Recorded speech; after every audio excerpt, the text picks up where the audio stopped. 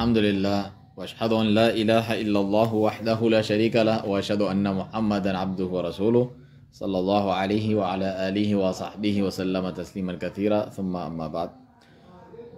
الحمدللہ، جیسا کہ ساتھی جانتے ہیں کہ رمضان المبارک میں ہم پیر تا جمعہ اور روزانہ کی بنیاد پر مکتبہ سلفیہ میں مختصر تفسیر کا درس دیتے ہیں، جو کہ شیخ عبدالعزیز بن عبداللہ بن باز رحمہ اللہ کے دروس سے ماخوذ ہے، اس سے لیا گیا ہے، جو نہایت مختصر اور نفیس شرح آپ فرماتے ہیں، پورے قرآن کی نہیں بلکہ منتخب آیات کی۔ تو سورۃ البقرہ کی ہی کچھ آیات چل رہی ہیں جن میں پے در پہ اللہ سبحانہ و تعالیٰ احکامات ذکر فرماتا ہے۔ ایک آیت میں کچھ باتوں کا حکم ہوتا ہے، دوسری میں دوسری باتوں کا ذکر ہوتا ہے۔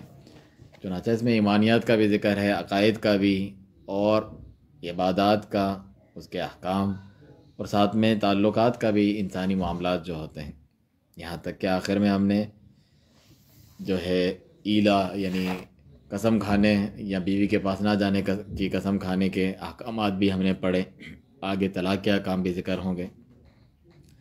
آخری جو آیت ہم نے پڑھی تھی اس میں اللہ سبحانہ تعالیٰ کس طرح مردوں کو زندہ کرے گا اس دنیا میں بھی اللہ تعالیٰ نے دکھلایا۔ خود سورۃ البقرہ میں 5 جگہ پر اللہ تعالیٰ نے اس کا ذکر فرمایا کہ دنیا میں کس طرح مردہ بستی کو اللہ نے زندہ کر دیا، مردہ لوگوں کو اللہ تعالیٰ نے مرنے کے بعد زندہ کیا۔ اسی طرح قیامت کے دن اللہ سبحانہ تعالیٰ زندہ فرمائے گا۔ آگے فرمانے باری تعالیٰ ہے، من ذا الذی یقرض اللہ قرضا حسنا فیضاعفہ لہ اضعافا کثیرا۔ کون ہے جو اللہ تعالیٰ کو قرض دے تو اللہ تعالیٰ بڑا چڑھا کر، بہت زیادہ بڑا چڑھا کر اس کا قرض اسے واپس کریں۔ اللہ سبحانہ تعالیٰ تو کسی کا محتاج نہیں، ہو تو خالق، مالک، رازق، دینے والا ہے۔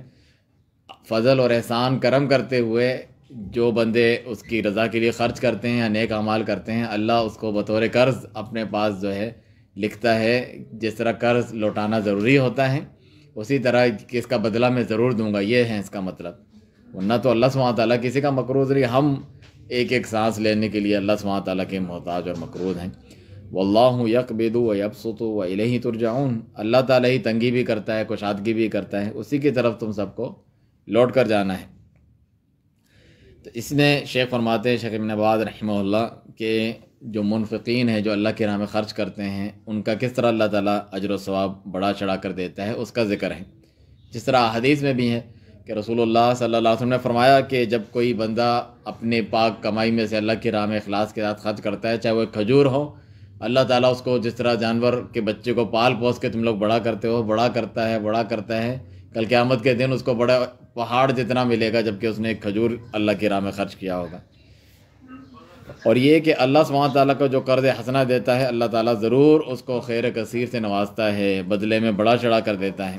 اللہ تعالیٰ کے ناموں میں سے الشکور بھی تو ہے۔ شکور کا مطلب ہے آپ کام کم کرتے ہیں، اللہ تعالیٰ اس کی قدردانی کرتا ہے اور بڑا چڑھا کے دیتا ہے۔ آپ کے کام کی یہ اوقات ویلیو نہیں تھی جتنی اللہ سبحانہ تعالیٰ نے دی ہے۔ اللہ تعالیٰ کی جنت کی تو کوئی بھی صلات اللہ الغالیہ، اللہ کا جو سودا ہے بہت مہنگا ہے، جنت ہے، وہ تو انسان کی ساری زندگی بھر کی بھی جو ہے کمائیاں، عبادات، اطاعت بن نہیں سکتی اس کا بدلہ۔ یہ اللہ سبحانہ تعالیٰ کے فضل اور رحمت سے انسان جنت میں جائے گا۔ نبی صلی اللہ علیہ وسلم فرماتے ہیں، جو اللہ کی عبادت کر کر کے جو ہے آپ کے پاؤں مبارک جو ہے سوج جاتے تھے اور کہا کہ میں اللہ کا شکر گزار بندہ نہ بنوں، تو وہ فرماتے ہیں جب تک اللہ تعالیٰ کی رحمت مجھے نہ ڈھانپ لے تب تک میں جنت میں نہیں جا سکتا۔ تو پھر اللہ کی رحمت کا ہمیشہ سوال کرنا چاہیے، یا حیو یا قیوم برحمتک استغیث۔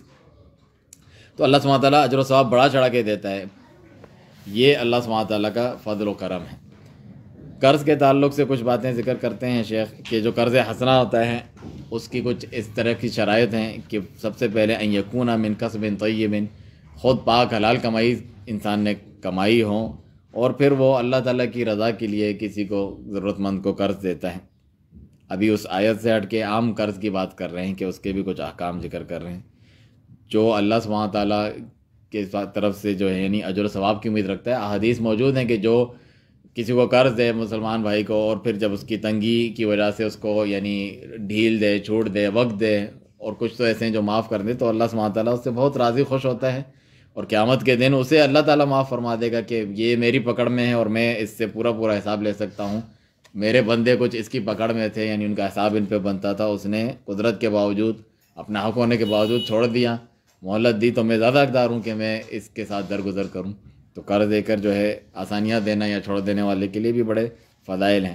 تو اللہ کی رضا کے لیے وہ دیتا ہے، کوئی دکھلانے کے لیے لوگوں کو نہیں دیتا ہے۔ تیسری چیز یہ کہ وہ کسی مشروع خیری یعنی اچھے جائز کام کے لیے دیتا ہے، یہ نہیں کہ جو ہے قرض دیا ہے اس کو وہاں پر شراب کا اڈہ کھولنے کے لیے قرض مانگ رہا تھا ہم نے دے دیا، ایسا نہیں ہے۔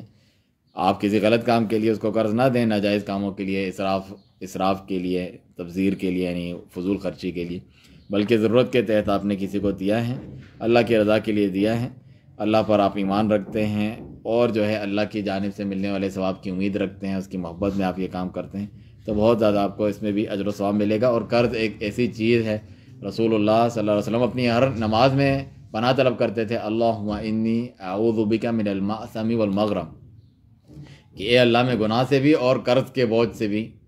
ایک دوسری حدیث میں ہے کہ غلبۃ الدین وقہر الرجال، لوگوں کے غلبے سے اور قرض تلے دبنے سے میں تیری پناہ طلب کرتا ہوں۔